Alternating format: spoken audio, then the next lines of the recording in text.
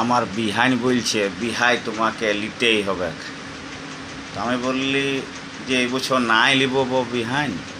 তো বলছে না, তোমাকে নিতেই হবে, আগে এলাও আর পরে এলে তোমাকে নিতেই হবে। তো বলি হ্যাঁ বিহাইন, জুতাটা যে তোমার পিছন দিকেই যাবে। তো বলি ও বাবা। বলছে আমার পিছনেই যাক আর আগেই যাক, নিতে তোমাকে হবে কি? বলি কেন না নিলে চলবে না, তোমাকে দিতেই হবে। বলছে তো কোনো কথা শুনিব নাই। বলছে ধুস শালা, বেশি বাজে বকিস না। তা আমি বলি ঠিক আছে, দিবেই যখন বলে চলো তাইলে। তো নিয়ে গেল আমাকে শপিং মলে। তো ভালোই তৈরি ওকে পিছন দিকে জুতাটা আমি দিয়ে দিলাম। দেখিবে কি দিল, এই তো দিল বিহাইন আমাকে।